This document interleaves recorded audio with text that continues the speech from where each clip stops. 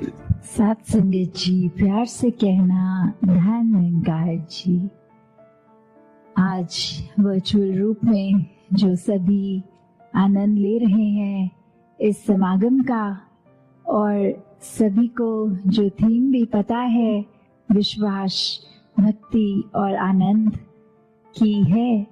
तो ये विश्वास क्या है, ये भक्ति क्या है, और जीवन में भक्ति करते हुए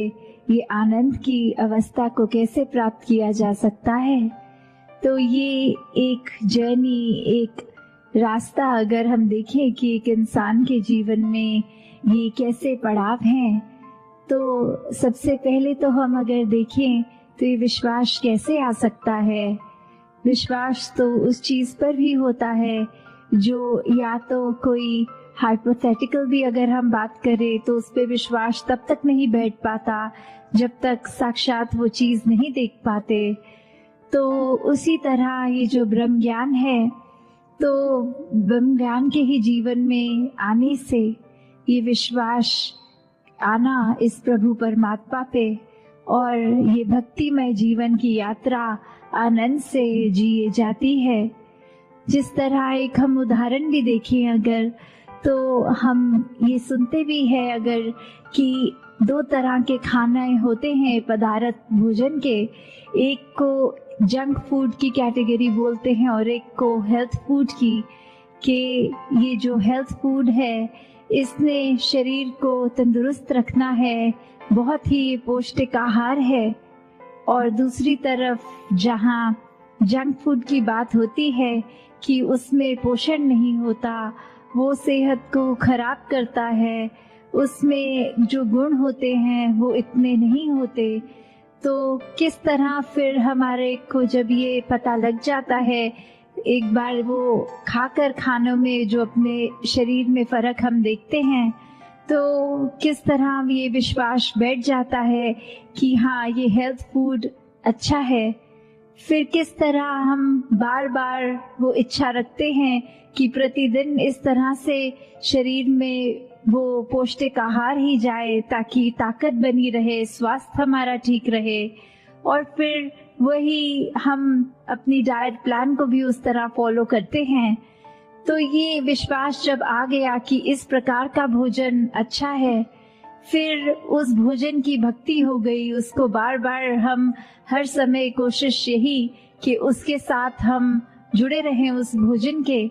और फिर ये जो बेनिफिट दिखता है शरीर पे, वो एक भक्ति करते हुए वो एक चाहे ग्रहण कर रहे हैं उस तरह का ही खाना, फिर ये कैसे आनंद की अवस्था वो हमें दिख रहा है रिजल्ट अपने शरीर पे। तो उस तरह ही देखिए अगर हम, तो ये विश्वास है, और विश्वास के साथ भक्ति के साथ ही आनंद की अवस्था इस जीवन में हम परमात्मा को प्राप्त करके कर सकते हैं। और अगर हम विश्वास शब्द को देखें तो इसमें अगर दो नजरिए के साथ देख सकते हैं कि ये विश्वास हो गया कि पूरा भरोसा, और अगर इसको स्प्लिट करके अलग तरीके से देखें तो विष का वास, मतलब जहर, विष। तो वो हम अगर उस तरह देखें तो एक विश्वास और एक अंधविश्वास, तो कैसे हम अपने जीवन में एक उस तरह तो चले जहाँ विश्वास तो है, पर जब अंधविश्वास की बात आती है वहीं भ्रम होते हैं, वहीं डर होता है, वहीं इल्यूजन्स आ जाती हैं जीवन में। तो कैसे हमने वो एक अंधविश्वास नहीं पर विश्वास पे टिकना है, विश्वास को मजबूत करना है। क्योंकि जब मन में ये जहर आ गया तो फिर तो कुछ होते हुए भी वो ना होने के बराबर है। फिर मन के अहंकार प्रबल होते जाएंगे, मन में और बुरे ख्याल होते जाएंगे। जैसे अक्सर हम ये भी देखते हैं कि बात तो शुरू होती है विश्वास पे और खत्म हो जाती है अहंकार पे। कि उदाहरण के तौर पे अगर हम कभी स्कूल के दिनों की ही ऐसे बच्चों में अक्सर नोटिस करते हैं कि अगर एक किसी का पेंसिल खो गया होता है तो वो अपने पार्टनर की पेंसिल ही ले लेता है और बोलता है कि ये मेरी ही है। और फिर वो दूसरा बच्चा अगर एक एक्सप्लेन भी करे कि नहीं ये मेरी है, तो वो पहला स्टूडेंट इतने कॉन्फिडेंटली उसको अपनी ही मान के कि मेरे पेंसिल बॉक्स में थी अब नहीं है तो यही होगी, और फिर जब घर जाके देखता है तो अपने बैग के दूसरी जगह से अपनी ही पेंसिल मिल जाती है, तो उस समय तो वो विश्वास था कि ये दूसरे की नहीं मेरी है, और घर आके भी अगर देखा अपनी वस्तु जब मिल गई तो फिर ये अहंकार मन में आ गया कि अगले दिन स्कूल जाके किस तरह वो माफी तो मांगी नहीं जाएगी। वो अहंकार ने इतना मन में गलत होने के बावजूद भी एक असर इस तरह छोड़ा कि अब अपने दोस्त के आगे जाके कैसे कह दें कि आप सही थे हम गलत थे। तो मन में अक्सर जहाँ विश्वास हो तो उसको उस तरह से ही मन में रखा जाए कि इसने हमारी एक अच्छी नियत का एहसास करते हुए एक इंटेंशन जो साफ, एक प्योर हार्ट, उसके साथ परमात्मा पे जहाँ ये यकीन करना है, ये फेथ होना है, विश्वास होना है, वहीं ये पूरे ब्रह्मांड की हर चीज ये विश्वास पे ही टिकी है।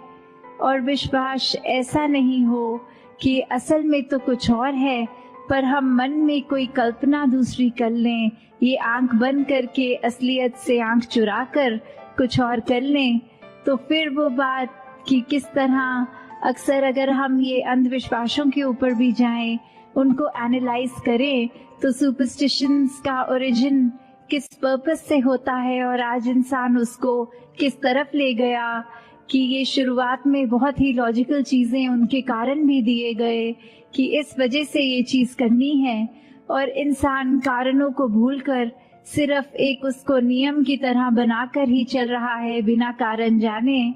और ऐसे ही हमारे जीवन में भी फिर बहुत वो बढ़ाव आते हैं जहाँ किसी चीज का करने का उद्देश्य पता नहीं, उसको करने चलते हैं, मन में विश्वास भी रखते हैं, और कब वो विश्वास फिर एक नेगेटिव तरह से हमारे ऊपर ही हावी हो जाता है। तो विश्वास जब आए इस परमात्मा पे तो भक्ति है। तो ये भक्ति भी अब क्या है, भक्ति कुछ ऐसी नहीं करनी कि पूरे ही आसपास के वातावरण, व्यक्ति या किसी और चीज से अपने आप को काट लेना है, कहीं अपने आप को कमरे में बंद करके अपने नेचर को सही करना है, अपनी लगन को पक्का करना है। ऐसी भक्ति अगर करेंगे तो वो तो कुछ समय तक ही हो पाएगी, पर भक्ति तो वो होनी चाहिए जो हर श्वास में होती है, और हर श्वास में भक्ति अगर है तो हमें अपनी लाइफ की एक्चुअल सिचुएशन से भागना नहीं है, वो तो जिस प्रकार की हैं उसमें रहते हुए भक्ति करनी है। और जब ये करना आ जाता है तो आनंद भी इस जीवन में साथ ही उतर जाता है। फिर वो वेट नहीं करनी पड़ती कि भक्ति की हम सीढ़ी चढ़ रहे हैं और उसके बाद एज अ रिजल्ट आनंद आएगा। नहीं, वो भक्ति करते हुए, वो हर पल सांस लेते हुए, वो आनंदित होकर ही वो हर सांस का एहसास इस परमात्मा से जुड़ के होगा। तो हमें कैसे अगर देखें भी कि एक विश्वास की बात जब आती है, अक्सर इंसानों में भी देखा जाए तो वो ओत प्रोत मामला होता है, सिर्फ एक तरफ से विश्वास और दूसरी तरफ से नहीं। तो उससे भी एक ये पता लग जाता है कि अगर हम एग्जाम्पल देखें कि एक क्लास चल रही है, उस क्लास में टीचर हर स्टूडेंट को एक ही सबक एक जैसी एक्सप्लेनेशन के साथ समझाते हुए फिर भी जब कुछ समय बीतता है तो एक टेस्ट का टाइम आता है। और वो टेस्ट क्यों? वो टेस्ट इसी का प्रमाण, विश्वास का, कि जितनी शिद्दत से वो टीचर ने स्टूडेंट्स को पढ़ाया, क्या उसी तरह वो स्टूडेंट्स भी परीक्षा में पास हो रहे हैं? वो टीचर के ऊपर, जो टीचर ने स्टूडेंट्स पे विश्वास किया, वही सबक को एक सच्चाई मान के क्या स्टूडेंट्स भी वो रेसिप्रोकेट कर रहे हैं? और अगर इसको दूसरे नजरिए से भी देखे जाएं तो शायद टीचर्स को पहले ही पता होता है कि कौन सा स्टूडेंट अच्छी तरह परफॉर्म करेगा और कौन नहीं करेगा। तो वहाँ बात ये विश्वास ना होने की भी आती है कि अगर विश्वास पता है एक किसी बालक पे नहीं है तो वो क्यों नहीं है, क्योंकि टीचर को हमेशा पता है वो क्लास में अटेंटिव नहीं है, वो अपनी असाइनमेंट्स ठीक समय पे सबमिट नहीं कर रहे, वो रुचि एक पढ़ाई की तरफ है ही नहीं। तो उससे एक एंटिसिपेशन एक टीचर की भी बन जाती है कि चाहे अपनी तरफ से तो एक जैसा एक समान ही हर एक को सबक दिया, पर कैसे हर एक ने उसको परसीव अपनी अपनी सहूलत से, अपनी अपनी इंटेंशन से, अपने एक क्षमता के अनुसार करा है। तो उसी प्रकार अगर हम ये देखें कि ये परमात्मा तो हमें इतना हर पल दयाल होके सब कुछ देता जा रहा है, हर पल में इतनी रहमतें हैं, तो हम उसको किस तरह वो रहमतों को अपने अंदर सोख कर रहे हैं, अपने अंदर वो बसने दे रहे हैं। दासी ने एक जगह कहीं पढ़ा कि एक कोट की तरह लिखा हुआ था कि एक भक्त की अरदास होती है शुक्राना और तुम्हारी शिकायत, कि अगर हम एक भक्त को देखें कि किस तरह भक्त ने तो हर श्वास में अगर अरदास भी करनी है परमात्मा से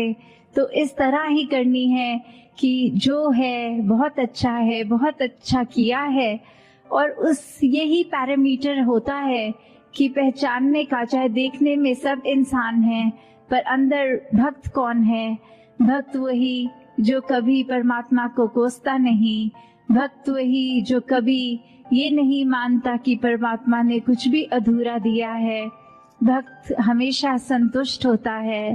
भक्त ने तो हमेशा एक अपने आप को इस परमात्मा में उस तरह फ्लोट करते हुए एहसास करना है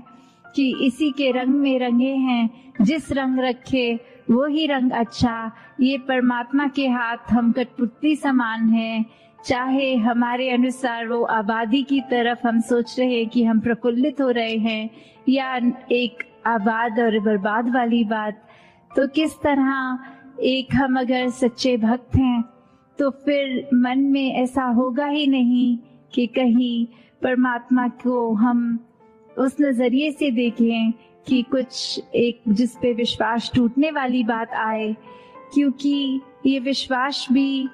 अगर टूट रहा है तो उसका कारण हम ही हैं।